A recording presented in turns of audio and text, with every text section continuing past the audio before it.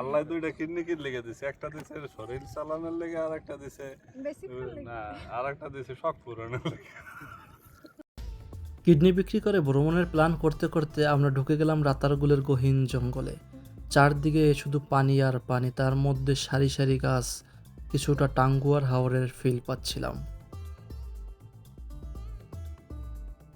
রাতারগুল সিলেট জেলার গোসাইনহাট উপজেলায় অবস্থিত। এটি সিলেট শহর থেকে প্রায় ২৬ কিলোমিটার দূরে।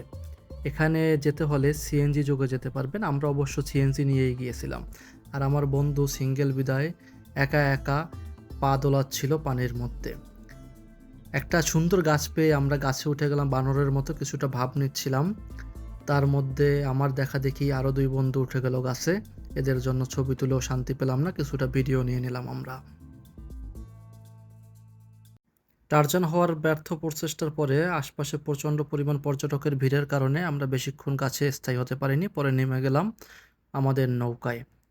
আর হ্যাঁ, এই বন সম্পর্কে একটু বিস্তারিত তথ্য দেই আপনাদেরকে।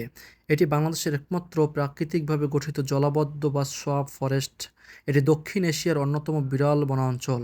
বর্ষাকালে গোয়াইন নদীর পানি দিয়ে এটি প্লাবিত হয়, তখন পুরো বন জুড়ে পানির রাজত্ব দেখা যায়। হ্যাঁ, চারপাশে প্রচুর পরিমাণে পানি ছিল কিন্তু এখানে। এটির মোট আয়তন প্রায় ৩৩২৫ একর, যা কিনা ১৩.৪৬ বর্গ কিলোমিটার।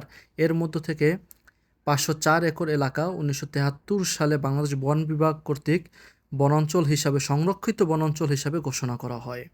এখানে ভ্রমণের অন্যতম সময় হচ্ছে বর্ষাকাল, কারণ যেহেতু পানির মধ্যেই আমরা ভ্রমণ করতে যাচ্ছিলাম, বর্ষাকাল ছাড়া এই পানি থাকবে না। পানির মধ্যে একটি নৌকা নিয়ে আপনারা ঘুরতে পারেন মনের মতো করে। আর চেষ্টা করবেন সাথে ৩-৪ জন নিয়ে আসার জন্য। একা একা ঘুরতে বোরিং ফিল হতে পারে। অবশ্য প্রকৃতি দেখতে গেলে কারোই বোরিং ফিল হয় না।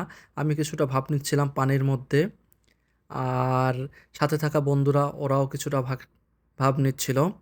দেখতে দেখতে আমরা পুরো বন ঘুরে দেখলাম। পুরো বন বলতে বেশি তো আর ঘুরে দেখা যায় না, তবে যতটুকু সম্ভব দেখতেছিলাম। গাছগুলো খুবই সুন্দর, মানে গাছের গোড়ার শিকড়গুলো এমনভাবে ছড়িয়ে ছিটিয়ে ছিল, দেখে মনে হচ্ছিল কয়েক বছর ধরে বা অনেক বছর ধরে, ৫০-১০০ বছর ধরে এই গাছগুলো আছে। তবে সঠিক কত বছর ধরে আছে তা বলতে পারবো না।